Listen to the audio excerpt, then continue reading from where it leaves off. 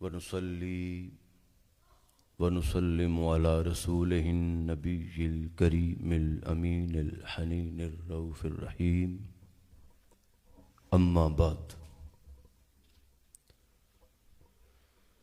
فأعوذ بالله من الشيطان الرجيم بسم الله الرحمن الرحيم انما يريد الله ليذهب عنكم الرجس اهل البيت ويطهركم تطهيرا صدق الله مولانا العظیم۔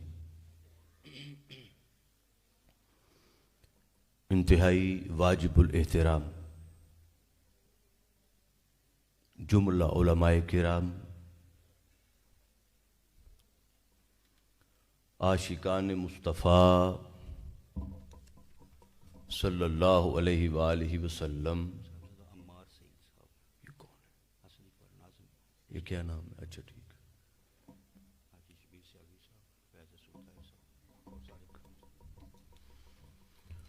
بزرگان دین،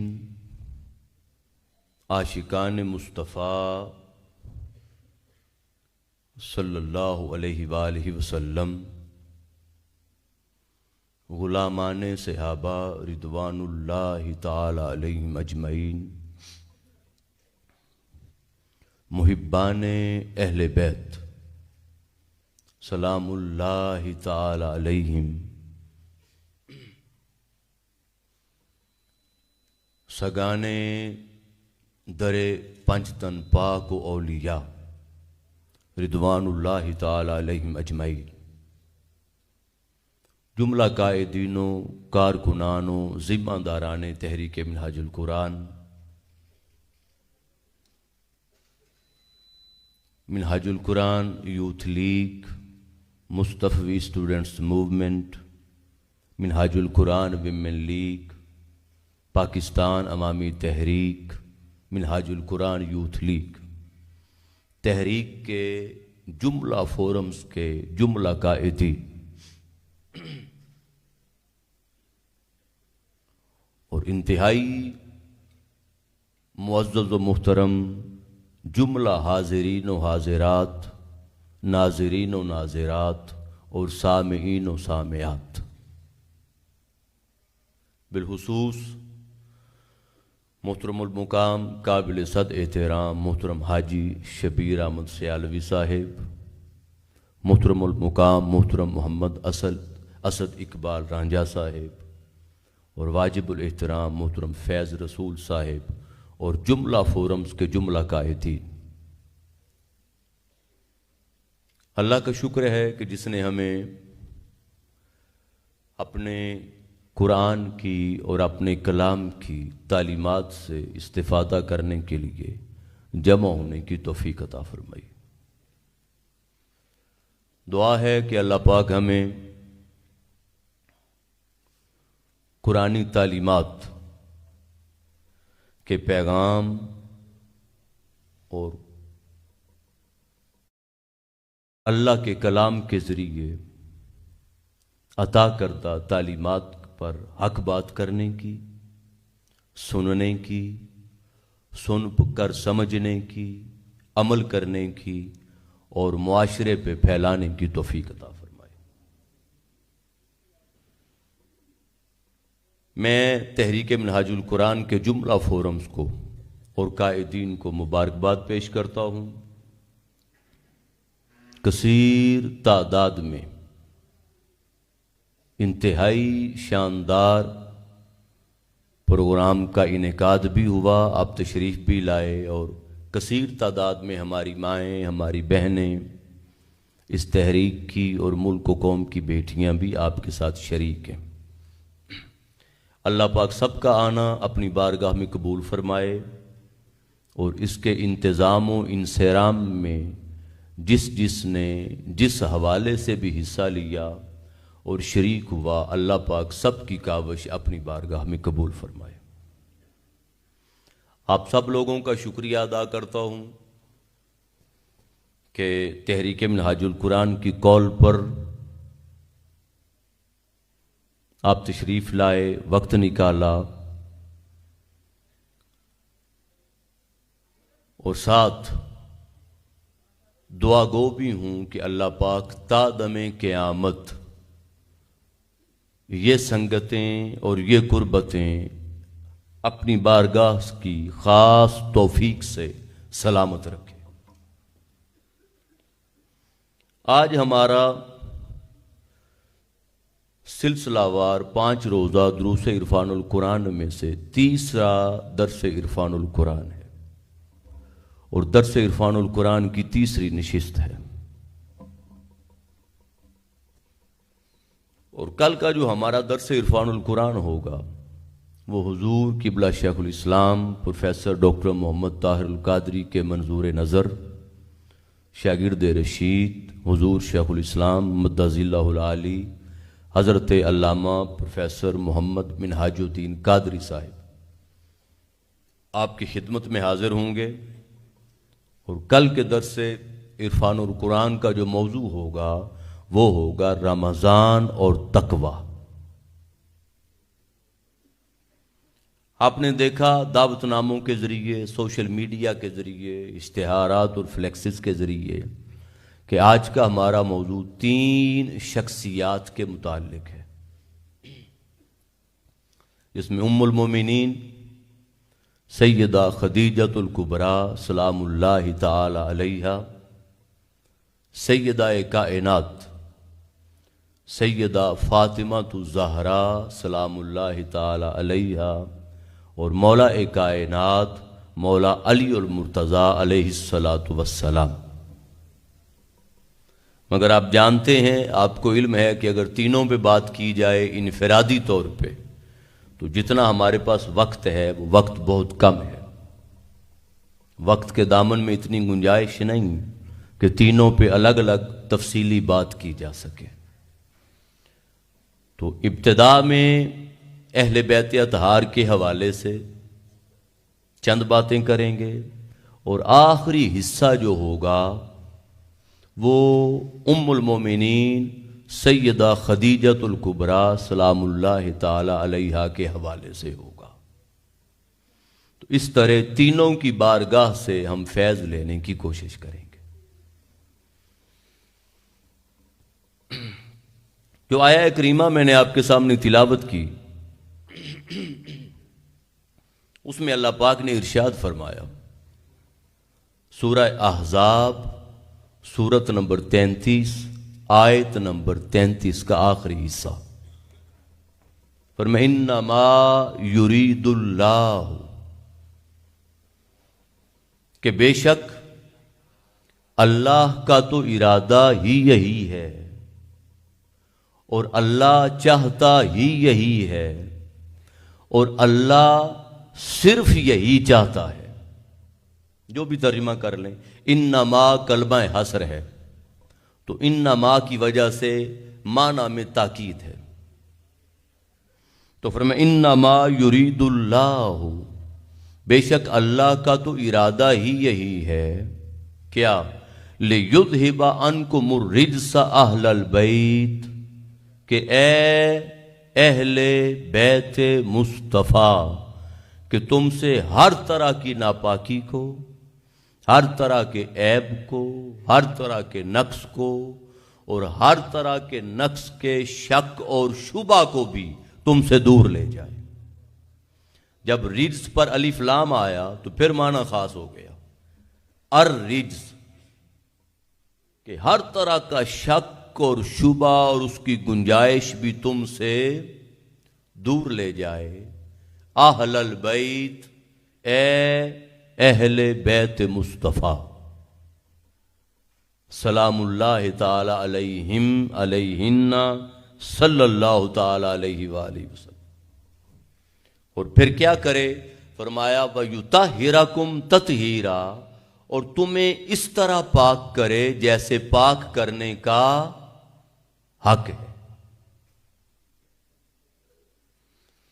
اب ابتدا میں یہاں سے عرض کروں گا، بات کروں گا کہ یہ جو لفظ آیا ہے 2 بار یُطَهِّرَكُمْ تَطْهِيرًا، اس کو کہتے ہیں مفعول مطلق، کہ ایک ہی، آپ آسان زبان میں سمجھ لیں کہ ایک ہی لفظ دو بار آ جائے، یوں سمجھ لیں دوبارہ مصدر کے طور پہ، جیسے یطہرکم، اور اسی قبیل سے لفظ آگے آ گیا یا مصدر سے نکلا، اب یہ الگ بحث ہے، تطہیرا، تو معنی بنے گا ایسے پاک کرے جیسے پاک کرنے کا حق ہے۔ جس طرح اللہ پاک نے فرمایا کہ ان اللہ و ملائکتہ یصلون علی النبی، بے شک اللہ اور اس کے سارے فرشتے نبی پر درود بھیجتے رہتے ہیں۔ یا ایھا الذین آمنوا، اے ایمان والو،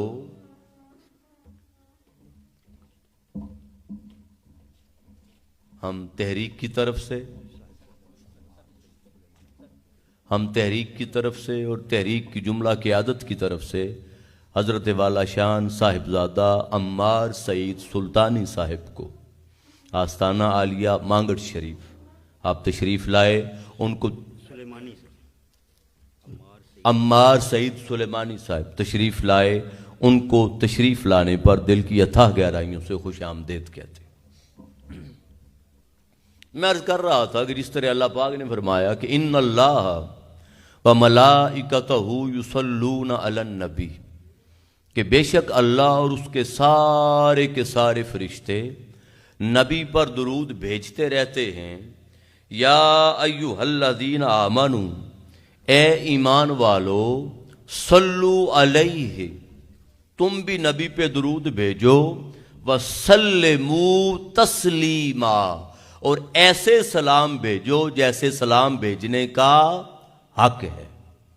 تو سلموا تسلیما، اسی طرح فرمائی یطہرکم تطہیرا، تمہیں ایسے پاک کرے جیسے پاک کرنے کا۔ علماء تشریف فرمائیں، آپ پورا قرآن پڑھ لیں، پہلی آیہ مبارکہ سے لے کر آخری آیہ مبارکہ تک یہ جو اسلوب آیا ہے کہ یطہرکم تطہیرا، کہ تمہیں ایسے پاک کرے جیسے پاک کرنے کا حق ہے، یہ ایک ہی بار آیا ہے، اسی مقام پر آیا ہے اور اہل بیت اطہار کے لیے آیا، کسی اور کے لیے کسی اور مقام پر نہیں آیا۔ تو یہ انفرادیت ہے اہل بیت مصطفیٰ کی۔ تو فرمایا اے اہل بیت مصطفیٰ، اللہ کا ارادہ یہ ہے کہ تمہیں اس طرح پاک کرے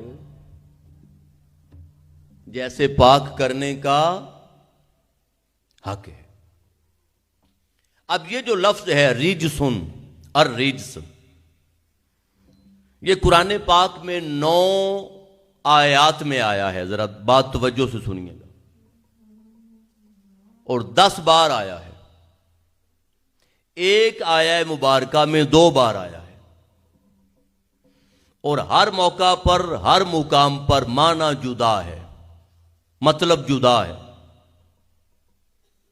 جیسے ایک مقام عرض کر دیتا ہوں، اور سورہ المائدہ آیت نمبر 90 فرمایا یا ایھا الذین آمنوا، اے ایمان والو، انما الخمر والمیسر والانصاب والازلام رجس من عمل الشیطان، فرمایا شراب، جوا، بت پرستی، فال کے تیر، قسمت کے اندازے، فرمایا یہ سب رجس ہیں، ناپاک ہیں اور اعمال شیطان میں سے ہیں، فاجتنبوہ، ان سے بچتے رہو، اور تم ان سے بچو، لعلکم تفلحون، تاکہ تم فلاح پا سکو۔ تو شراب کو رجس کہا، جوے کو رجس کہا، ناپاک کہا، بت پرستی کو کہا، اور شیطانی اعمال کو کہا، اور اس سے اگلی آیہ مبارکہ میں نماز سے غفلت کو کہا، نماز سے دوری کو کہا، اللہ کی یاد اور اللہ کے ذکر سے غافل ہو جانے کو کہا، بغض کو کہا، تنگ ظرفی کو کہا، یہ سب رجس کے معنی ہیں۔ پھر رجس کا معنی نفاق بھی ہے، منافقت۔ رجسن کا ایک معنی مال کا لالچ اور طمع اور ہرس بھی ہے۔ رجسن کا ایک معنی جان کا ڈر اور خوف بھی ہے، مختلف معنی ہیں۔ تو یہ 9 آیات میں لفظ آیا ہے اور 10 بار آیا ہے اور مختلف معنی میں آیا ہے۔ بت پرستی بھی ہے، اور اعلیٰ حضرت امام احمد رضا خان رحمۃ اللہ تعالی علیہ نے رجس کا معنی کفر کیا ہے۔ مختلف معنی ہیں، اب اس تفصیل میں تو نہیں جاتے، مگر ایک معنی آیہ مبارکہ کے ترجمے کے تسلسل سے ملتا ہے، اس پر بات کر کے آگے بڑھتے۔ وہ یہ ذرا غور سے سنیے گا، فرمایا انما یرید اللہ لیذھب عنکم الرجس اہل البیت، کہ اے اہل بیت مصطفیٰ، اللہ کا ارادہ ہی یہی ہے، بات کو سمجھے، میری طرف توجہ رکھیں، اللہ کا ارادہ ہی یہی ہے کہ تم سے ہر طرح کی ناپاکی دور لے جائے۔ یہ نہیں فرمایا اللہ پاک نے کہ تم میں سے ہر طرح کی ناپاکی دور لے جائے، یہ نہیں فرمایا، فرمایا تم سے ہر طرح کی ناپاکی دور لے جائے۔ اگر فرماتا نا لِیُذْهِبَ مِنْکُمْ تو معنی بنتا کہ ناپاکی وجود میں کوئی نقص تھا، کوئی عیب تھا، کوئی کمی تھی، کوئی کوتاہی تھی، وجود کے اندر موجود تھی۔ منکم تو فرمایا میرا ارادہ یہ ہے کہ تم میں سے ہر طرح کی ناپاکی کو مٹا دے، مگر فرمایا لِیُذْهِبَ عَنْکُمْ تم سے، تو مطلب تم سے کا مطلب وجود کا حصہ نہیں تھی، وجود میں نہیں تھی۔ اگر ہم کپڑا لے کر جائیں، مائیں اور بہنیں بیٹھی ہیں، رنگ ساز کے پاس کپڑا رنگ کروانے کے لیے، ڈائی کروانے کے لیے، تو سفید رنگ کا کپڑا ہو تو رنگ ساز رنگ کرنے سے پہلے اس کو بلیچ کرے گا، اور بلیچ کر کے جو داغ دبے، جو نشان اگر کوئی اس پہ ہوں گے تو ان کو مٹائے گا، صاف کرے گا، تاکہ جب دوبارہ رنگ چڑھاؤں تو رنگ ایک جیسا چڑھے۔ تو کوئی چیز کسی کے اندر ہو تو مطلب ہوتا ہے اس میں سے، اور کوئی چیز دور پڑی ہو تو اس کو پھر اس سے ہٹایا جاتا ہے، اس سے مٹایا نہیں جاتا۔ تو فرمایا لِیُذْهِبَ عَنْکُمُ الرِّجْسَ اہل البیت، کہ اے اہل بیت مصطفیٰ، اللہ کا ارادہ یہ ہے کہ تم سے ہر طرح کے نقص کو دور لے جائے، مطلب کہ تمہیں پیدا تو میں نے پہلے ہی پاک کیا ہے، پاک تو تم پہلے ہی ہو، مگر میرا ارادہ یہ ہے کہ کوئی ناپاکی تمہارے قریب بھی نہ آئے،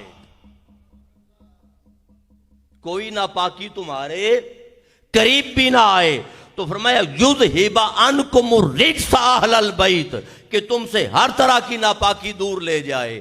تو اس آیت کے ترجمے کے تسلسل سے جو بات سمجھ آئی، جو معنی سمجھ آیا، جو عقیدہ سمجھ آیا، جو تصور سمجھ آیا، وہ یہ کہ ہر وہ چیز، ہر وہ شے، ہر وہ تصور، ہر وہ خیال، ہر وہ نظریہ، ہر وہ عقیدہ، ہر وہ تحریر، ہر وہ تقریر، ہر وہ خطاب، ہر وہ کتاب، اور ہر وہ ذات جو اہل بیت سے جدا ہے وہ ناپاک ہے۔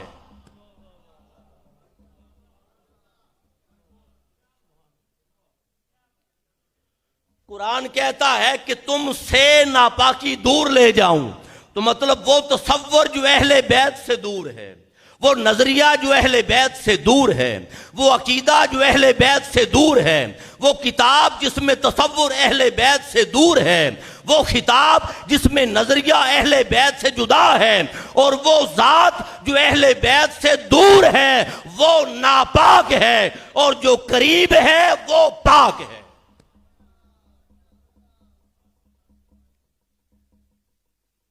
قرآن کا فتویٰ ہے، اور اللہ فرماتا ہے کہ ارادہ میرا ہے،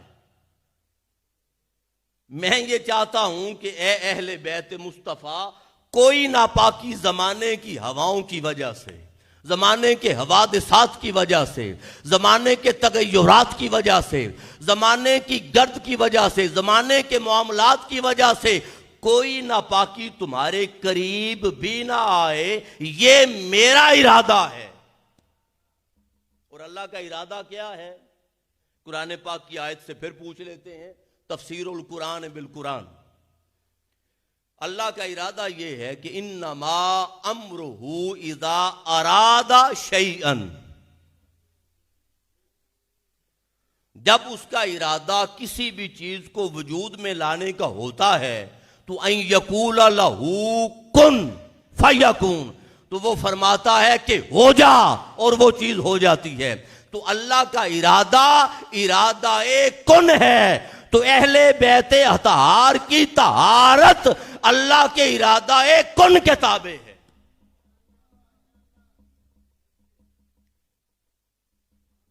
اہل بیت اطہار کی طہارت اللہ کے ارادہ کن کے تابع ہے۔ تو پھر نتیجہ کیا نکلا؟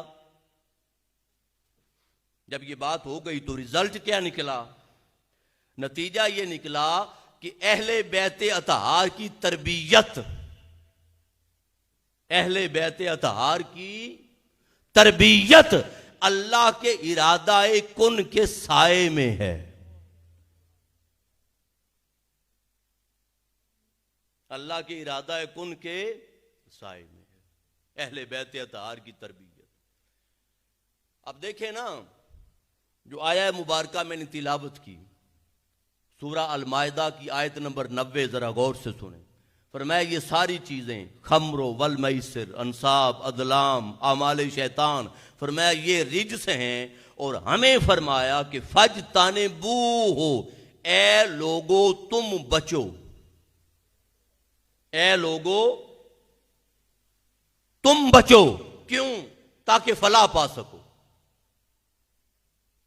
تو ہر ایک کا بچنا ایک جیسا نہیں ہے، کوئی کم بچے گا، کوئی زیادہ بچے گا، کسی کا صفائے قلب و باطن اتنا ہوگا کہ قریب بھی نہیں جائے گا نافرمانی کے۔ تو ہر ایک کا بچنا اپنے حال کے مطابق ہے۔ تو جب ہر ایک کا بچنا اپنے حال کے مطابق ہے تو پھر جو جتنا بچے گا اتنی طہارت پا لے گا۔ کوئی کم بچے گا، طہارت کم مل جائے گی، فلاح کم مل جائے گی۔ کوئی زیادہ بچے گا، کامیاب زیادہ ہو جائے گا۔ تو جو جتنا بچے گا اتنی فلاح پا لے گا اور طہارت پا لے گا۔ تو ہماری طہارت ہمارے بچنے اور عمل کے تابع ہے، ہمارے بچنے اور عمل کے تابع ہے۔ فرمایا یہ چیزیں رجس ہیں، ناپاک ہیں، ان سے تم بچو، خود بچو، جتنے بچو گے پاک کر دوں گا۔ رہ گی بات اہل بیت مصطفیٰ کی، ان کے ٹھیکیدار تم نہیں ہو، ان کو بچانا میرا کام ہے۔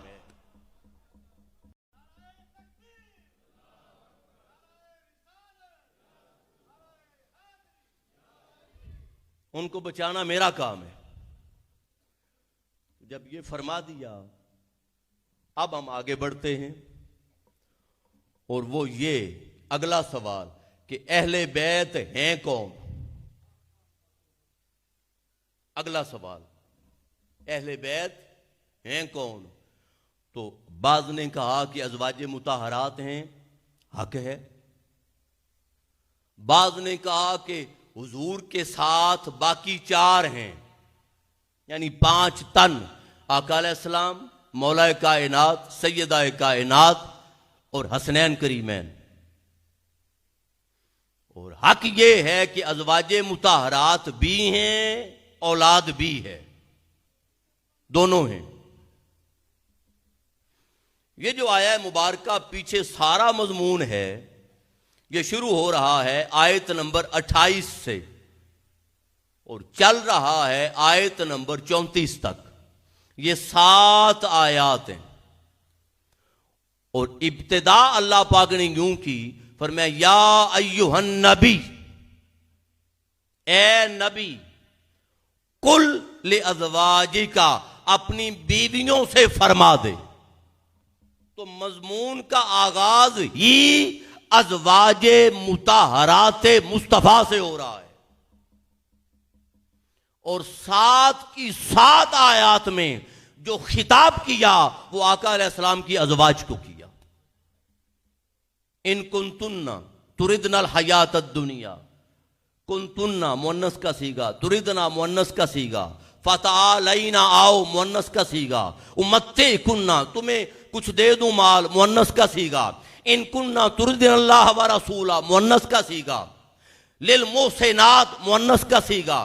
پھر فرمایا یا نساء النبی، اے نبی کی بیویو، اے نبی کی. پھر خطاب فرمایا من یاتی من کننا مؤنث کا صیغہ. تو مطلب پوری 7 آیات میں ایک جگہ ہے جہاں مرد شامل ہوئے،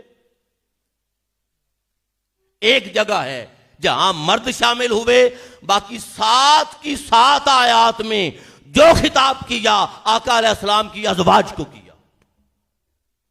تو مرد کہاں شامل ہوئے؟ فرمایا یطہرکم، تمہیں پاک کر دے. یہ جو کم کا صیغہ ہے اس میں مرد آ گئے، تو یہ ایک ضمیر اور ایک صیغہ ہے جس میں مرد آئے. باقی کل آیات میں جتنے صیغے آئے مؤنث کے آئے اور ازواج مطہرات کے لیے آئے. تو آیات کے شان نزول میں اور آیات کے ذریعے اور قرآن کے ذریعے اہل بیت مصطفیٰ میں اللہ نے ازواج کو شامل کیا. اور جب فرمایا یطہرکم، تمہیں پاک کر دے، مرد آ گئے. تو اب سوال یہ تھا کہ مرد کون ہے؟ اس کی ضرورت تھی واضح ہوتا تو وہ آقا علیہ السلام نے اپنے عمل سے ثابت کر دیا. جب یہ آیت اتری آیا مبارکہ تو آقا علیہ السلام تشریف فرما تھے. حضرت ام سلمہ کا گھر یا ام المومنین سیدہ عائشہ صدیقہ کا گھر. آقا علیہ السلام نے کملی اوڑی ہوئی تھی، چادر مبارک اوڑی ہوئی تھی. شہزادہ حسن مجتبی آئے تو آقا علیہ السلام نے دائیں پہلو پہ بٹھا لیا. حسین مرتضیٰ آئے، حضور نے بائیں پہلو پہ بٹھا لیا. سیدہ کائنات آئیں، تاجدار کائنات نے دائیں پہلو دائیں طرف بٹھا لیا. مولا کائنات آئے، حضور نے بائیں طرف بٹھا لیا. خود موجود تھے، 4 یہ آئے، سب کو چادر میں لیا اور چادر میں لے کر اللہ کی بارگاہ میں ہاتھ اٹھا دیے اور عرض کیا اللہم ہؤلاء اہل بیتی، مولا یہ بھی میری اہل بیت ہے. فَاذْهِمْ عَنْهُمُ الرِّجْسَ وَطَهِّرْهُمْ تَطْهِيرًا، ان سے بھی ہر طرح کی ناپاکی دور کر لے اور ان کو ایسے پاک کر جیسے پاک کرنے کا حق ہے. تو قرآن کے ذریعے ازواج مطہرات کو اہل بیت میں شامل کیا تھا خدا نے، اور اپنے عمل اور حدیث کے ذریعے اولاد کو شامل کیا مصطفیٰ نے. لہذا یہ بھی شامل ہیں، وہ بھی شامل ہیں.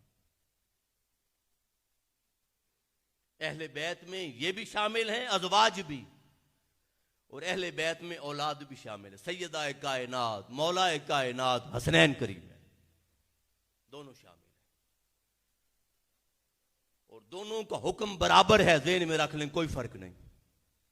حکم کے ثابت ہونے میں، حکم کے ثابت ہونے میں، درجے کے ثابت ہونے میں، حکم کے متحقق ہونے میں اور حکم کے ثابت ہونے میں جو حکم قرآن کا ہے وہی حکم فرمان مصطفیٰ کا ہے، کوئی فرق نہیں.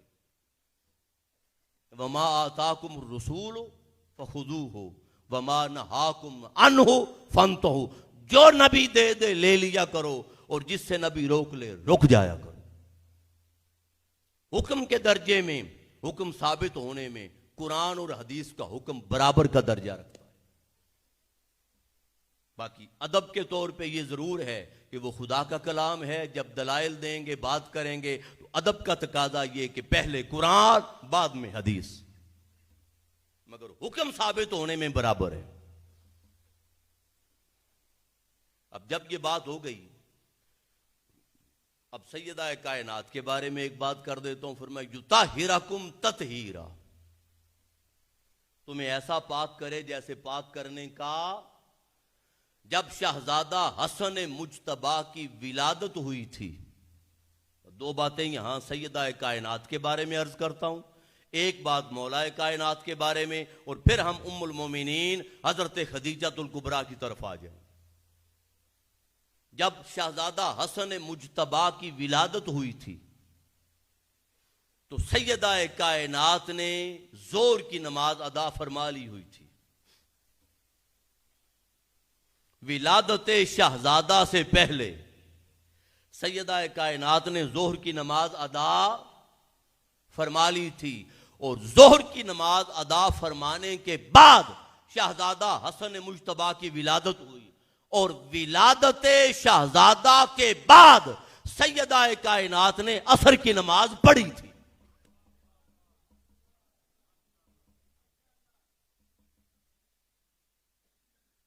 ولادت شہزادہ کے بعد سیدہ کائنات نے عصر کی نماز ادا فرمائی تھی. طہارت کا یہ مقام تھا،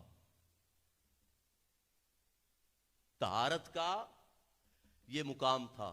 اور جو حضور نے فرمایا فاطمہ تو بدعۃ منی، اب ترجمہ کیا جاتا ہے فاطمہ میرے جگر کا ٹکڑا ہے عام طور پہ، اور بدعۃ جو میرے شیخ نے رہنمائی کی اور شیخ نے بتایا حضور قبلہ شیخ الاسلام نے، وہ یہ کہ جب بدعۃ کا لفظ عربی میں 1 سے لے کے 10 تک کی گنتی کے لیے جب اس کو استعمال کیا جاتا ہے تو بدعۃ کا لفظ 1 سے لے کے 9 تک کے معنی میں استعمال ہوتا ہے. 1 سے لے کے 9 تک کے عدد میں استعمال ہوتا ہے. تو اشارہ اس طرف تھا کہ اگر میری جان کے 10 حصے کیے جائیں، حضور نے فرمایا اگر میری جان کے 10 حصے کیے جائیں تو 9 حصے فاطمہ ہے، 1 حصہ میرا ہے.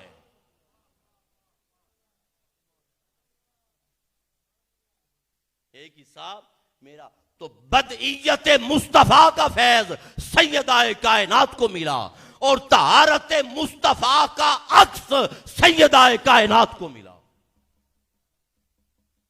آپ کا ایک لقب ہے جو خاص حضور کی بارگاہ سے عطا ہوا، وہ ہے بطول. اور بطول کا معنی کیا ہے؟ قرآن پاک کی آیہ مبارکہ ہے، فرمایا وَاذْكُرِ اسْمَ رَبِّكَ وَتَبَتَّلْ إِلَيْهِ تَبْتِيلًا. اے بندے اللہ کا نام جپ اس حال میں کہ مقام تبتل بھی آئے اور مقام تبتیل بھی آئے. مقام تبتل یہ ہے کہ بندے اللہ کا نام لے، اللہ کا نام جپ اس حال میں کہ دنیا تجھ میں نہ رہے اور تو دنیا میں نہ رہے. دنیا کی خواہشات، دنیا کی آرزویں، دنیا کی تمنائیں، دنیا کی چاہتیں، دنیا کی طلبات، دنیا کی رغبات، دنیا کی خواہشات، اپنی پسند و ناپسند اس طرح مٹا دے کہ تیری ذات اللہ کی ذات میں فنا ہو جائے. حالت تبتل ہو، اور جب حالت تبتل ہو تو پھر آگے بڑھ اور مقام تبتیل پہ آ. پہلے دنیا نکلی تھی، اب خود کو اپنی ذات سے نکال، شعور ذات سے نکال، اپنے ذات کے ہونے کے احساس سے نکال. پھر آ اللہ کا نام لے، اللہ کا نام جپ. جیسے ایک اور مقام پہ فرمایا قد افلح من تزکا، وہ فلاح پا گیا جس نے اپنا تزکیہ کر لیا، تصفیہ کر لیا، من پاک کر لیا، من دنیا کی علائشوں سے خالی کر لیا، من کو صاف کر لیا، من کو ستھرا کر لیا، اور دنیا کی خواہشات و تمناؤں اور آرزوؤں سے من کو بے آباد اور ویران کر لیا. قد افلاح من تزکا، من کو پاک کیا، وذکر اسم ربہ، پھر من کو اللہ کے نام سے آباد کیا. پہلے من کو صاف کیا، پھر اللہ کے نام سے آباد کیا. جب ہر غیر سے توبہ کر لی اور اللہ کے نام سے من کو آباد کیا، فرمایا فصلی، اب آ سجدہ کر، تیرا پہلا سجدہ معراج کو پہنچا دے. پہلا سجدہ. تو وَاذْكُرِ اسْمَ رَبِّكَ وَتَبَتَّلْ إِلَيْهِ تَبْتِيلًا، اسی تبتل اور تبتیل سے بطول ہے. اور سیدہ کائنات کا لقب ہے. اتنی دنیا سے کٹ چکی تھیں، اتنی دنیا سے بیگانہ تھیں، اتنی دنیا کے رسوم و رواج سے جدا تھیں، اتنی دنیا کی تمناؤں، خواہشات، آرزویں ان سے جدا تھیں. ان سے الگ تھیں، دنیا طلبی سے الگ تھیں، دنیا پرستی سے الگ تھیں، اور اپنی ذات سے اتنی جدا تھیں کہ سجدے میں جاتی ساری رات گزر جاتی، فجر کی اذان آتی تو ٹھنڈی آہ بھر کر اللہ کی بارگاہ میں عرض کرتی، مولا تیری رات اتنی چھوٹی ہے کہ میں تو جی بھر کے سجدہ بھی نہیں کر سکی۔ ارے وہ کیا تھا کہ رات گزر جاتی مگر احساس بھی نہ رہتا؟ وہ کیا چیز تھی کہ ساری رات بیت جاتی مگر ایک سجدہ بھی جی بھر کے نہ کر سکتی؟ وہ یہ تھا کہ دنیا سے، اپنی ذات سے، اپنی ذات کے احساس سے، اپنی ذات کے شعور سے، اپنے ہونے کے احساس سے اتنی کش چکی تھیں، ادھر سجدے میں جاتی، ادھر حسن خدا، جلوہ خدا نگاہوں کے سامنے ہوتا، ساری رات بیت جاتی اور سجدے کا احساس بھی نہ رہتا، سجدے کا احساس بھی نہ رہتا۔ آپ کا ایک لقب بطول ہے، دنیا سے کٹی ہوئی۔ دنیا سے آقا علیہ السلام نے سوال کیا صحابہ سے کہ اپنی ازواج سے پوچھ کے آنا کہ بہترین عورت کون ہے۔ سب نے پوچھا، سب نے پوچھا، صحابہ نے، مگر تسلی بخش جواب نہ ملا۔ مولا کائنات نے سیدہ کائنات سے سوال کیا کہ آپ کے بابا حضور آقا علیہ السلام نے سوال کیا ہے کہ سب سے بہترین خاتون، سب سے افضل خاتون کون ہے؟ آپ نے جواب دیا اور مولا کائنات نے آگے حضور کو بتایا، جواب یہ دیا کہ آپ نے فرمایا بہترین عورت وہ ہے جس کی اپنی نگاہ کسی غیر مرد پہ نہ پڑے اور اس پر کسی غیر مرد کی نگاہ نہ پڑے، نہ اس پر کسی غیر مرد کی نگاہ پڑے اور نہ اس کی نگاہ کسی غیر مرد پر پڑے۔ جب مولا کائنات نے آ کے آقا علیہ السلام کو بتایا کہ فاطمہ نے یہ جواب دیا ہے، حضور نے کہا اس نے حق کہا اور یہ اسی نے ہی کہنا تھا چونکہ وہ میرے جسم کا حصہ ہے، وہ مجھ سے ہے، وہ مجھ سے ہے۔ اتنی کٹی ہوئی تھی دنیا سے۔ اور مولا کائنات کی بات کر لیں، جب مولا کائنات کی بات کریں تو آقا علیہ السلام کا فرمان سنا دیتا ہوں، عربی متن حضور شیخ الاسلام نے النجابہ فی مناقب الصحابۃ والقرابہ اس کتاب میں اس کو لیا ہے۔ وہ یہ کہ آقا علیہ السلام نے فرمایا ان ابی سعید خدری، آپ سے ہے، علی یا علی، آقا علیہ السلام نے مولا کائنات سے فرمایا، حضور نے یا علی لا یحل لأحد یجنب فی ھذا المسجد غیری وغیرک۔ ناپاکی کی دو قسمیں ہوتی ہیں، ایک چھوٹی ناپاکی جو وضو کریں تو انسان پاک ہو جاتا ہے، ایک بڑی ناپاکی جو غسل کے بغیر طہارت نہیں ملتی۔ حضور نے فرمایا اے علی بڑی ناپاکی کے عالم میں تیرے اور میرے سوا مسجد نبوی میں کوئی نہیں آ سکتا۔ ناپاکی بڑی ہو اور غسل کیے بغیر مسجد میں آنا، حضور نے فرمایا ہر دروازہ مسجد کا بند کر دیا جائے سوائے میرے اور علی کے۔ اگر کوئی آ سکتا ہے اس حالت میں یا مصطفیٰ آ سکتا ہے یا علی شیر خدا آ سکتا ہے۔ طہارت کا وہ مقام عطا فرمایا آقا علیہ السلام نے۔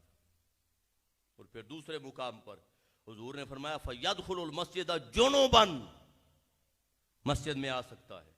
پھر آقا علیہ السلام نے حضرت عبداللہ ابن عباس سے ہے ان رسول اللہ امرا بسد الابواب الا باب علی، فرمایا آقا علیہ السلام نے ہر دروازہ بند کرنے کا حکم دے دیا سوائے دروازہ علی کے۔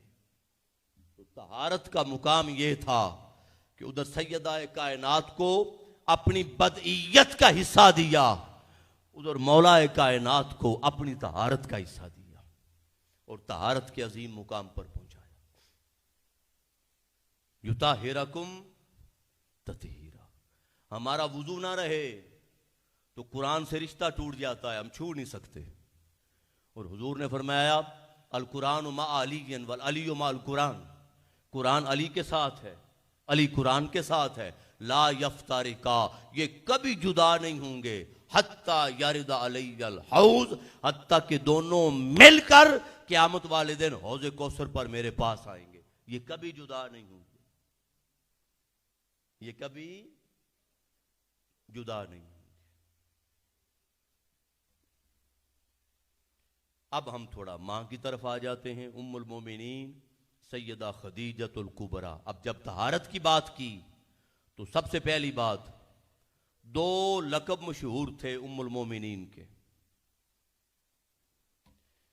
اب یہ بتائیں کہ حضرت خدیجۃ الکبریٰ کی آقا علیہ السلام کے ساتھ شادی کب ہوئی؟ آپ کی عمر مبارک 40 سال تھی حضرت خدیجۃ الکبریٰ کی، اور آقا علیہ السلام کی عمر مبارک 25 سال تھی. اب جب 25 سال عمر مبارک تھی حضور کی، تو آقا علیہ السلام کی عمر مبارک جب 40 سال ہوئی تو وحی کا نزول ہوا. تو وحی کے نزول سے 15 سال پہلے سیدہ خدیجۃ الکبریٰ آقا علیہ السلام کے عقد مبارک میں آئیں. 15 سال پہلے. اب جب نکاح ہو گیا تو حضور کی تربیت میں آ گئیں، زیر سایہ آ گئیں، صحبت میں آ گئیں، حضور کی معیت اور سنگت میں آ گئیں. مگر 15 سال بعد وحی کا نزول ہونا ہے.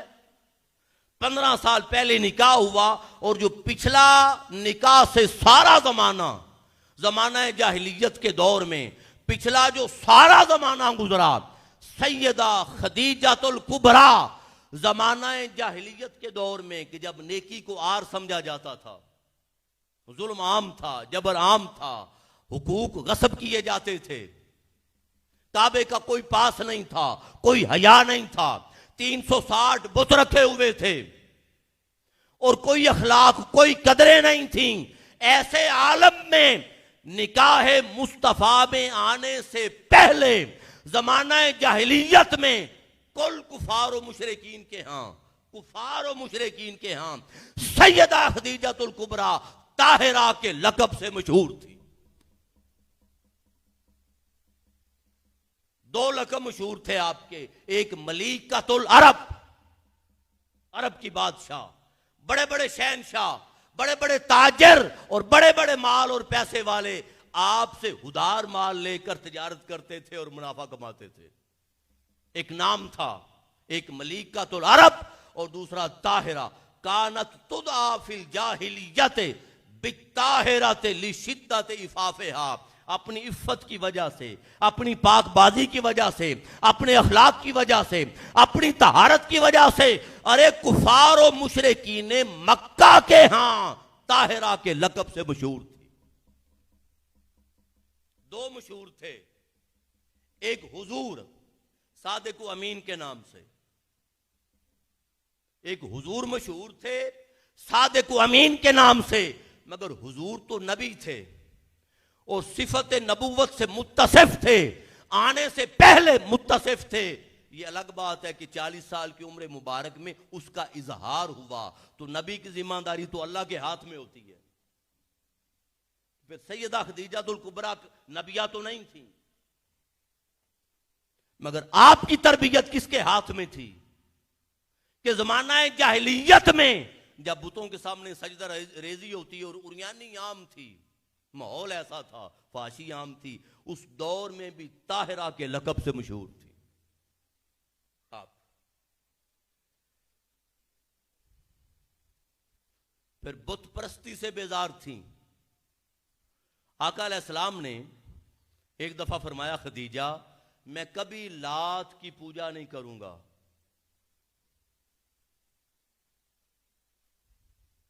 میں کبھی لات کی پوجا نہیں کروں گا. آپ نے جواب دیا، حضور اس کا نام بھی نہ لیں اور چھوڑے منات کو. آپ نام کیوں ناپاک چیز کا لیتے ہیں؟ مطلب یہ کہ ہر وہ چیز جو خدا سے دور تھی یا خدا سے دور لے جانے والی تھی، اس کا نام لینا بھی گوارا نہیں کرتی تھی. اتنی اس دور میں توحید پرست سیدہ خدیجۃ الکبریٰ تھی. آپ بتائیں کہ 15 سال بعد وحی کا نزول اور حضور سے محبت کا عالم کیا تھا. 15 سال بعد وحی کا نزول ہوا. شادی کے 15 سال بعد جب آپ کی شادی ہوئی تو سیدہ خدیجہ کی عمر تھی 40 سال. جب وحی کا نزول ہوا تو کتنی عمر ہو گئی؟ 55 سال. اور کل عمر مبارک آپ کی 65 سال کے قریب ہے، 64 سال کچھ ماہ. 55 سال کی عمر کو ذہن میں رکھ لیں. اور پہلی بات تو یہ کہ جب وحی کا زمانہ قریب آیا تو حضور کو خلوت نشینی محبوب ہو گئی. حضور غار حرا میں جاتے تھے. اب جب حضور غار حرا میں جاتے تھے تو تیاری کون کر کے دیتی تھی؟ ستو، جو، تیاری. اور 7، 8، 10 دن کے ستو اور جو حضور لے کر جاتے اور 40 دن مہینہ وہاں پہ خلوت نشینی میں رہتے. اور جب ٹائم گزر جاتا تو فکر مند ہوتی. تو فکر مندی میں آج بھی اگر بڑے سے بڑا نوجوان جائے نا، نوجوان اور زیارات کے لیے جائے تو غار حرا کی چوٹی پہ چڑھنا اتنا آسان نہیں ہے. میرے ایک دوست ابھی حالیہ عمرے سے آئے تو میں نے کہا حضور آپ گئے غار حرا؟ تو مجھے کہنے لگے حضور دور سے سلام عرض کیا. اتنی بلند ہے چوٹی کہ چڑھنا اتنا آسان، مگر 55 سال کی عمر مبارک میں جب حضور واپس گھر نہ آتے تو حضور کی خیریت دریافت کرنے غار حرا کی چوٹی پہ جاتے. سیدہ خدیجہ الکبریٰ. اور دوسری بات، جب جو اور ستو تیار کر کے دیتی عبادت کے لیے حضور کو، تو کسی نے کبھی سنا ہو، علماء تشریف فرما ہیں کہ آپ نے کبھی یہ سوال بھی کیا ہو کہ حضور آپ کیا لینے جاتے ہیں؟ یہ کون سا دین ہے؟ یہ کون سا مذہب ہے؟ کوئی نیا دین لے آئے ہیں؟ ایسا کوئی سوال نہیں کیا. حضور کی عبادت میں ممد و معاون تھی.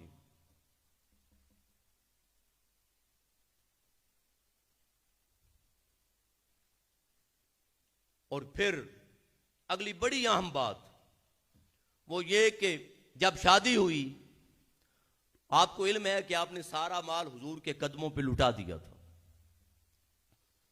پھر غور کریں، شادی ہوئی وحی کے نزول سے 15 سال پہلے، اور شادی کے فوری بعد سارا مال سیدہ خدیجہ الکبریٰ نے آقا علیہ السلام کے قدموں پہ نچھاور کر دیا تھا. اس کو اللہ پاک نے کہا، اس کو مفسرین نے لکھا ہے وَوَجَدَكَ عَائِلًا فَأَغْنَىٰ. محبوب ہم نے آپ کو حالات میں تھوڑا تنگ پایا، حالات کی تنگ دستی میں تنگ پایا، فَأَغْنَىٰ اور غنی کر دیا. اس کا جو مصداق ہے مفسرین نے لکھا وہ سیدہ خدیجہ الکبریٰ کا مال ہے. تو پہلی بات تو یہ کہ مال کو اللہ پاک نے دین کے لیے چنا، حضور کے لیے چنا. اور دوسرا لفظ پہ غور کریں، فرمایا فَأَغْنَىٰ، ہم نے غنی کیا. تو سیدہ خدیجہ کے مال کی نسبت اللہ نے اپنی طرف کی، کہا اپنے مال سے ہم نے غنی کیا. اب میرا ایک سوال ہے، وہی اتری 15 سال بعد تو مال خدیجہ، تجارت سیدہ خدیجہ اتنی ستھری تھی، اتنی مصفہ تھی، اتنی پاک تھی، اتنی اعلیٰ تھی کہ نہ کوئی سود کا شک، نہ کوئی خوف، نہ کوئی اس میں قسمیں، نہ کوئی جبر، نہ کوئی ظلم، نہ کوئی تشدد، نہ اس میں غصب کرنا. اور کوئی زمانہ جاہلیت کا کوئی اس میں اثر نہیں تھا. مال اتنا پاک تھا. ارے کون سی اسلامی اخلاقیات تجارت اتر رہی تھی، کون سے آداب تجارت اتر رہے تھے، کن تعلیمات کے تحت تجارت کرتی تھیں کہ تجارت اتنی پاک تھی کہ سیدہ خدیجہ کے مال کو اللہ نے اپنا مال کہا. تجارت اتنی پاک تھی. وحی کی تعلیمات تو اتری 15 سال بعد، اور تجارت کرتی تھی حضور کے نکاح سے پہلے. تو آپ کا تجارت اتنی صاف ستھری اور اعلیٰ تھی، اخلاق پہ مبنی اور عین اسلامی اخلاقیات تجارت کے مطابق تھی کہ اللہ پاک نے فرمایا فَأَغْنَىٰ، محبوب ہم نے آپ کو غنی کر دیا. اور مال تھا سیدہ خدیجہ الکبریٰ کا. آپ دیکھ لیں کہ آپ زمانہ جاہلیت میں بھی اللہ کی بارگاہ کی طرف کتنی تھی. آدھی رات کو جب دنیا سو جاتی تو آپ باقاعدہ طواف کیا کرتی تھی. اب یہ تفصیلات الگ ہیں، میں اس طرف نہیں جا رہا. طواف کرتی تھی. پھر ایک بات آپ مجھے یہ بتائیں، وحی کی نماز کی فرضیت کب ہوئی؟ نماز کی فرضیت کب ہوئی؟ واقعہ معراج میں. اب ایک سوال ہے، واقعہ معراج میں. اور آپ کا وصال کب ہوا سیدہ خدیجہ کا؟ واقعہ معراج سے پہلے. واقعہ معراج سے پہلے. تو واقعہ معراج سے پہلے وصال ہو گیا، ابھی تک فرضیت کا حکم نہیں آیا نماز کا. تو نماز کے حکم سے پہلے، فرضیت کے حکم سے پہلے، حضور کے ساتھ پہلے دن سے سیدہ خدیجہ الکبریٰ نماز ادا کرتی. ہم کہتے ہیں نماز کو ایک جملہ ٹرم استعمال کی جاتی ہے شرعی اصطلاح میں، کہ جو خاص طور پہ فرائض کے باب میں، کہ اگر نماز فرض ادا کر لیے تو قرض ادا ہو گیا. جو قرض اللہ کی بارگاہ کی طرف سے نازل ہوا ہے وہ ادا ہو گیا. میرا سوال ہے کہ چلو جو تو قرض اللہ نے دیا ہے وہ جب اللہ کی طرف لوٹایا تو اللہ پاک نے اجر و ثواب دیا، یہ تو بات سمجھ آ گئی. ابھی جو قرض اتارا ہی نہیں، ابھی نماز کی فرضیت کے باب میں جو قرض اللہ پاک نے اتارا ہی نہیں، وہ اللہ کی بارگاہ کی طرف لوٹائے جا رہی ہیں. تو پھر اللہ پاک نے صلہ کتنا دیا ہوگا؟ سوموار کا دن تھا جب طریقہ سکھایا جبریل امین نے بتایا نماز کا. صبح کا وقت تھا، فرسٹ ٹائم صبح کا وقت، جب آقا علیہ السلام نے آپ کو خدیجہ کے بدلے میں بہتر عورت نہیں دے دی. اپنی طرف اشارہ کیا، کیونکہ جوان کماری آپ تھی، پہلی خاتون، باقی سب بیوہ تھی. تو کہا وہ بڑھیا سرخ گالوں والی، نام لیے، وہ وصال ہو گیا، دنیا سے چلی گئیں. آپ اب بھی تعریف کرتے ہیں، تو اس کے بدل میں اللہ پاک نے آپ کو بہتر عورت نہیں دے دی. حضور نے فرمایا اے عائشہ، قال ما ابدلنی اللہ عز وجل خیرا منہا، اللہ پاک نے خدیجہ سے بہتر مجھے بدل نہیں دیا. اللہ پاک نے سیدہ خدیجہ سے بہتر مجھے بدل نہیں دیا. فرمایا قد آمنت بھی اذ کفر بی الناس، وہ اس وقت مجھ پر ایمان لائیں جب لوگوں نے میرا انکار کیا. وصدقتنی اذ کذبنی الناس، اس نے اس وقت میری تصدیق کی جب لوگوں نے مجھے جھٹلایا. وواستنی بمالہا اذ حرمنی الناس، اور اس نے اپنے مال کے ذریعے میری اتنی مدد کی جب لوگوں نے مجھے محروم رکھا. وَرَزَقَنِيَ اللَّهُ عَزَّ وَجَلَّ وَلَدَهَا اِذْ حَرَمَنِي اولاد النساء، اور اللہ پاک نے اس سے مجھے اولاد دی، حالانکہ باقی عورتوں سے، بیویوں سے مجھے اللہ نے اولاد نہیں دی. حضور کی کل اولاد حضرت ابراہیم کے سوا، حضور کی کل اولاد سیدہ خدیجہ الکبریٰ کے بطن مبارک سے تھی، کل اولاد. اور جب یہ آیت اتری وَإِذْ قَالَتِ الْمَلَائِكَةُ يَا مَرْيَمُ ان اللہ اصطفاکی وطہرکی واصطفاکی علی نساء العالمین، سورہ آل عمران کی آیت نمبر 42. تو اس کو امام قرطبی نے لکھا، امام ابن کثیر نے لکھا، امام طبرسی نے لکھا، علامہ آلوسی نے لکھا. جب یہ آیت اتری سیدہ مریم کی شان میں تو آقا علیہ السلام نے اس کی تشریح کی، تفصیل کی. آقا علیہ السلام نے اور فرمایا سنو، خیر نسائہا مریم، اپنے زمانے کی عورتوں میں افضل مریم تھی، وخدیجہ بنت خویلد، اور میری امت میں اپنے زمانے کی عورتوں میں خدیجہ بنت خویلد افضل. اس آیت کی تفصیل میں خدیجہ بنت خویلد افضل ہے. یہ ذرا پکڑا دیجیے. لہذا سیدہ خدیجہ الکبریٰ نے حضور صلی اللہ علیہ وآلہ وسلم کی بارگاہ میں جو مقام پایا، وہ ازواج مطہرات میں سے کوئی بھی آقا علیہ السلام کی بارگاہ میں وہ مقام نہ پا سکا.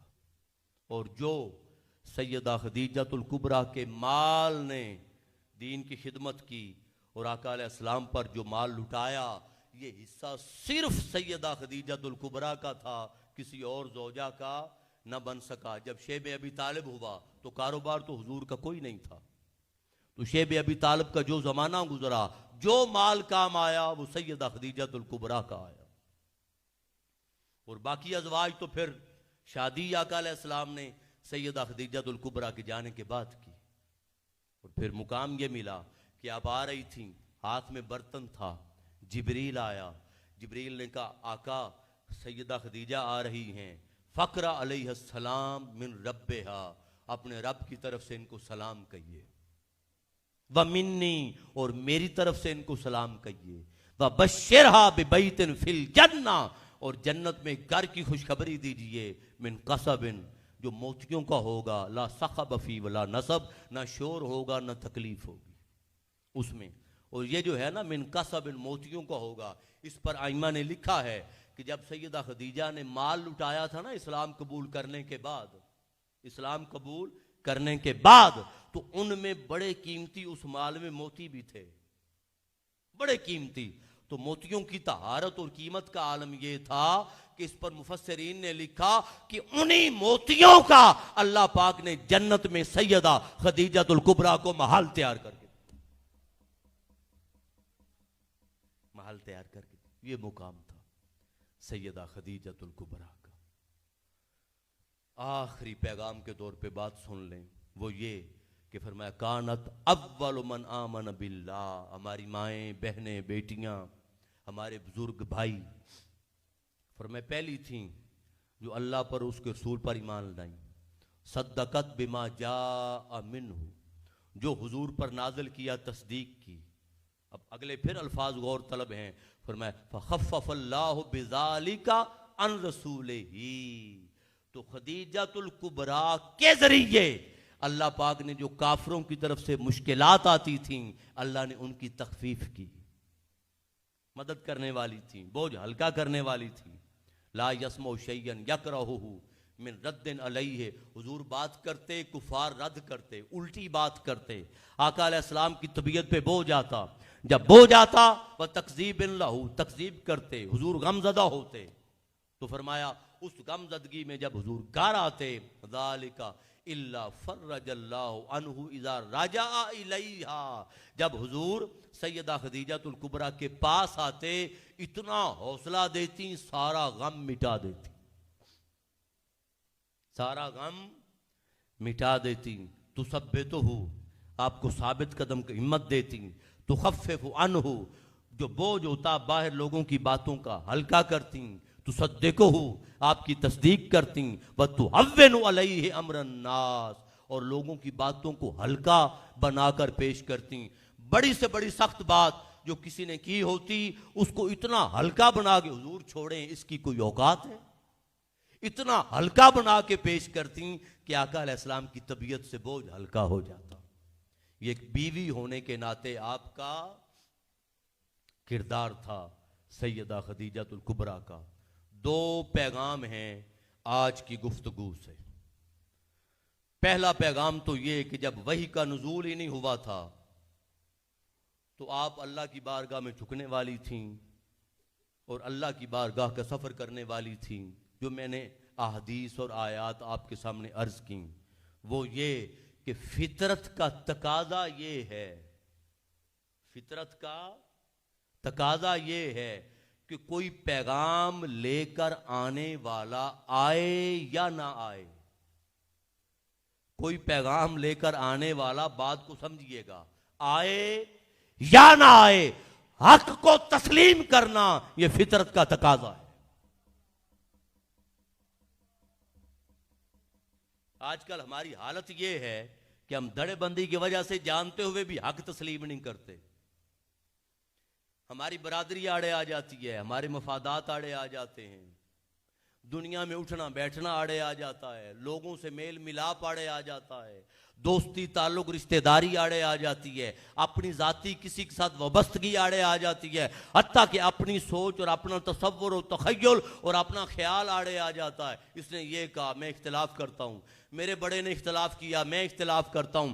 ہم جانتے ہیں کہ فلاں حق کہہ رہا ہے, مگر حق جان کر بھی حق کے ساتھ دینے کے لیے نہیں اٹھتے. مگر تقاضا فطرت کا یہ ہے, فطرت اللہ التی فطر الناس علیہ, تقاضا یہ ہے کہ کوئی پیغام بر آئے یا نہ آئے, اور کوئی پیغام دینے والا پیغام دے یا نہ دے، حق کو اور حق بات کو تسلیم کرو، اس کا ساتھ دو۔ اور دوسری بات یہ ہے کہ جس طرح آپ نے ساتھ دیا دین کی خدمت میں، اعلاء کلمہ حق میں، دین کی سربلندی میں، دین کی خاطر جان نثاری میں جو کردار آپ نے ادا کیا، وہی کردار آپ کی سنت میں آج ہماری ماؤں، بہنوں اور ملک و قوم کی بیٹیوں کا ہونا چاہیے۔ اور اگر ماؤں، بہنوں اور ملک و قوم کی بیٹیوں کا، تحریک کی بیٹیوں کا، ملک کی بیٹیوں کا اگر کردار دین کی خدمت میں ہو تو ہماری غیرت آڑے نہیں آنی چاہیے، بلکہ ہمیں سپورٹ کرنا چاہیے۔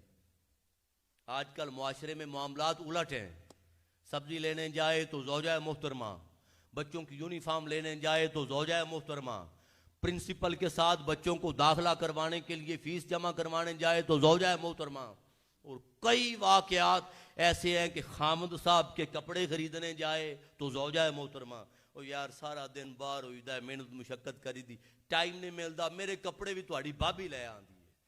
یہ جملے سننے کو ملتے ہیں، میرے کپڑے بھی تہاڈی پرجائی لے آندی ہے۔ یار سارا کام بازار میں کرے تو زوجہ محترمہ، دین کی سربلندی کی بات آئے تو غیرت آڑے آ جائے۔ کیسی غیرت ہے ہماری؟ دین کی خدمت کی، دین کی سربلندی کی، اعلاء کلمہ حق کی، احیاء دین کی، نسلوں تک قدروں کو پہنچانے کی، نسلوں کو سنوارنے کی، نسلوں کی تربیت کی اور نسلوں کو دیندار بنانے کی، اور معاشرے میں تبدیلی کی اور معاشرے میں انقلاب کی اور دین اسلام کی سربلندی کی بات اگر بیٹی کرے تو بیٹیوں کا کام نہیں ہے بھائی۔ بچیاں کیا لینے گئی؟ بچیوں کا کیا کام ہے؟ عورتوں کا کیا کام ہے؟ تو عورتوں کا کوئی کام نہیں تو پھر میدان کربلا میں سیدہ زینب کا کیا کام؟ عورتوں کا کوئی کام نہیں تو پھر سیدہ سکینہ کا کیا کام تھا؟ پھر سیدہ زینب اور سکینہ، پھر عورت کا وہ کام تھا کہ جہاں کوئی مرد نہ رہا وہاں عورت نے وہ قیادت کی کہ کوئی مرد بھی نہ کر سکا۔ پھر کوفے کے بازار میں، پھر شام کے بازار میں، پھر دمشق کے محل میں جو للکار سیدہ زینب کی سنائی دیتی ہے وہ پھر کسی مرد کی سنائی نہیں دیتی۔ عورت قدم لگا دے، عورت، میں ایمانداری کی بات کر رہا ہوں اور اس کو آپ اگر مزاح میں بھی لے لیں تو میں بھی شادی شدہ ہوں اور ہم سب شادی شدہ بیٹھے ہیں، اللہ ماشاءاللہ بچوں کے سب موسٹلی دیکھ لیں، عورت قدم لگا لے، جما دے، اور گھر میں عورت فیصلے میں اگر اڑ جائے کوئی مرد قدم نہیں اٹھا سکتا الا ماشاءاللہ۔ اوورال اگر حالات کو دیکھا جائے تو جہاں قیادت عورت کے ہاتھ میں آ جائے وہاں بڑے بڑے مرد بھی نہیں کر سکتے۔ حضرت ام عمارہ، باپ بھی جنگ میں تھا، بیٹا بھی جنگ میں تھا، بھائی بھی جنگ میں تھا، غزوے میں خامد بھی جنگ میں تھا۔ جب غزوہ احد میں آقا علیہ السلام کی شہادت کی خبر پھیلی، حضور کی شہادت کی، اور خبر پھیلا دی گئی کہ حضور شہید ہو گئے اور حضور پر غشی طاری ہوئی، حضور نیچے آئے، حضور گڑھے میں گرے، نیچے آئے، سواری سے اترے، دندان مبارک شہید ہوئے، رخسار زخمی ہوئے، تو کافروں نے گھیرا تنگ کر لیا تھا۔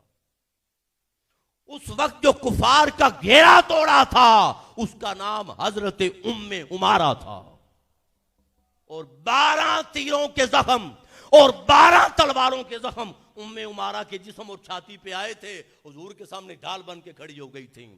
پھر صحابی نے آواز دی، جب جنگ فتح ہو گئی، غزوہ فتح ہو گیا، حضور نے فرمایا آج جو مرد نہ کر سکے وہ عورت کر گئی۔ حضور کی شہادت کی خبر ملی، یہی ام عمارہ اور ام سلیم ایک ہی صحابیہ کے 2 لقب نام ہے۔ خبر سنی، بے چین ہو گئی، آگے بڑھی تو لاش آ رہی تھی، کپڑا اٹھایا دیکھا تو بیٹا تھا، کہا کوئی پرواہ نہیں، مجھے حضور کا بتاؤ۔ آگے بڑھی، چہرے سے کپڑا ہٹایا دیکھا تو باپ تھا، باپ شہید ہو گیا، کہا کوئی پرواہ نہیں، حضور کا بتاؤ۔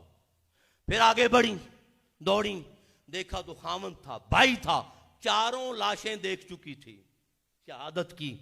چوتھی لاش جب سب کی شہادت دیکھ لی، آگے بڑھی، دیکھا تو حضور آ رہے تھے، حضور پہ نگاہ پڑی، دوڑ کے حضور کے قدموں میں گریں اور کملی پکڑ کر عرض کرنے لگیں آقا آپ سلامت ہیں تو میری کائنات سلامت۔ عورت ہے تو بچوں کی تربیت ہے، عورت تعلیم یافتہ ہے تو بچے پھر بھئی اگر ماں فاطمہ ہے تو پھر بیٹے حسنین، ماں اگر بابا فرید کی ہو، بابا فرید نے کہا امی جان اللہ کا کرم ہے، میں نے زندگی میں جب سے ہوش سنبھالا کبھی تہجد کی نماز قضا نہیں ہوئی، تو ماں نے کہا بیٹا تیرا کوئی کمال نہیں، تو کس کا کمال ہے؟ ماں نے کہا یہ کمال میرا ہے، میں نے جب بھی تجھے دودھ پلایا تھا بے وضو نہیں پلایا تھا۔ تو ماں تربیت پائے گی تو پھر اولاد سنورے گی۔ خامد یاد رکھ لیں تربیت نہیں کر سکتا، وہ باہر کے گورکھ دھندوں میں ہوتا ہے۔ لہذا دین کے لیے، دین کی سربلندی کے لیے، دین کی اقامت کے لیے، احیاء دین کے لیے اور اعلاء کلمہ حق کے لیے جب تک عورت قدم نہ ملائے، مصطفی انقلاب، اسلامی انقلاب، کوئی نام لے دیں، کوئی تشریح کر لیں، کوئی تعبیر کر لیں، کوئی کچھ کر لیں، مگر اسلامی نظام معاشرے پہ نافذ نہیں ہو سکتا جب تک خاتون خانہ مردوں کے ساتھ کندھے سے کندھا ملا کے کام نہ کرے۔ اب تاریخ اٹھا لیں۔ لہذا آج کا جو اہتمام آپ نے کیا، سجایا، بڑا خوبصورت اہتمام کیا، اس پر بار دیگر انتظامیہ کو، احباب کو مبارکباد پیش کرتا ہوں۔ 2-3 اعلان سن لیں۔ ایک تو اعلان یہ کہ کل کا جو درس قرآن ہوگا وہ میرے بھائی شاگرد رشید حضور شیخ الاسلام مد ظلہ العالی محمد منہاج الدین قادری صاحب آپ کے پاس آئیں گے، اور آپ کا موضوع ہوگا رمضان اور تقوی، رمضان اور تقوی۔ اسی طرح ذوق اور شوق کے ساتھ وقت پہ تشریف لائیں، اور جوں جوں آخری دن ہو رہے ہیں، آگے کی طرف بڑھ رہا ہے پروگرام اور دروس قرآن، کل چوتھا، پھر آگے 5واں، تو ہر بہن اور ماں اپنے ساتھ ایک ایک باجی اور ہر بھائی اپنے ساتھ ایک ایک فرد لائے، اور کل ہی منظر یہ ہو کہ جتنی کرسیاں ہیں بھری ہوں، گیلری بھری ہو، اور دیواروں تک اور باہر تک دنیا کھڑی ہو۔ منہاج القرآن کے پلیٹ فارم سے یاد رکھ لیں، سر کی دنیا تو نہیں ہے، ہم بے سورے لوگ ضرور ہیں، مگر قرآن اور سنت کی دلیل ضرور ملتی ہے۔ تو ہو سکتا ہے کسی کے دل میں بات اتر جائے اور ہم سب کا بھلا ہو جائے، ہم سب کا بھلا ہو جائے۔ تو سب آئیں اور لوگوں کو دعوت دے کر اپنے ساتھ جتنے لوگ آئے ہیں، میں 5 نہیں کہتا، کم از کم ایک فرد اور کل خود بھی آئیں اور ایک فرد اور لے کر آئیں، ہمارے بزرگ بھائی علماء بھی، ہماری مائیں بہنیں اور ملک و قوم کی بیٹیاں بھی۔ دوسرا یہ کہ باہر حضور شیخ الاسلام مد ظلہ العالی کی کتب کا سٹال لگا ہوا ہے، یہ ذہن میں رکھ لیں، دنیا کا بڑے سے بڑا مخالف اور اختلاف رائے، ہم تو اختلاف رائے کو احترام دیتے ہیں، ہم متشدد لوگ نہیں ہیں، آپ منہاج القرآن کی تربیت کو جانتے ہیں اور حضور شیخ الاسلام کو، مگر یہ بات طے ہے بڑے سے بڑا مخالف کیوں نہ ہو، نظریے سے اختلاف کرنے والا، مگر وہ حضور شیخ الاسلام کی علمی شخصیت کا معترف ہے، معترف ہے۔ لہذا آپ کی جتنی کتابیں ہیں وہ مصادر اصلیہ کے دلائل سے خالی نہیں ہوتی، اپنے عقیدے کو، اپنی نسلوں کے عقیدے کو محفوظ کرنے کے لیے، بچانے کے لیے اور حقیقی عقیدے کی تعلیمات کو گھر پہنچانے کے لیے سٹال لگا ہوا ہے۔ آپ ان کی حضور شیخ الاسلام کی کتابیں خرید کر جائیں، چھوٹی لیں بڑی لیں، جو اللہ پاک نے توفیق دی ہے لے کر ضرور جائیں۔ تیسری بات یہ کہ رفاقت کا سٹال ہے، تو آئیں، منہاج القرآن کا حصہ بنیں، ساتھ بنیں، کندھا بنیں، سہارا بنیں، اور مل کر اعلاء کلمہ حق کی اس تحریک کا حصہ بنیں اور ساتھ دیں اور جد و جہد کریں۔ فہم دین رجسٹریشن ڈیسک بھی ہے، آپ وہ فہم دین میں اپنی رجسٹریشن کروائیں، اس میں ہوگا یہ کہ آپ کو ہر سوموار اور جمعرات کو حضور قبلہ شیخ الاسلام کا منیمم 3 منٹ کا، پھر 15 منٹ کا، اور پھر اس کا لنک بھی ہوگا، تو وہ آپ کو کلپ آ جایا کرے گا، اور ہر موقع پر، ہر پہلو پر جو ماہ ہوگا، جو موقع ہوگا، جو مناسبت ہوگی، اس کے مطابق حضور شیخ الاسلام کے مختصر کلپس، بجائے اس کے کہ 2-2.5 گھنٹے سنیں، ٹائم نہیں ہوتا، 3 منٹ سے لے کے 15 منٹ تک، یہ تو کوئی زیادہ ٹائم نہیں ہے، تو وہ رجسٹریشن کرا کے جائیں تاکہ ہر سوموار کو اور ہر جمعرات کو آپ تک کلپ پہنچتا رہے۔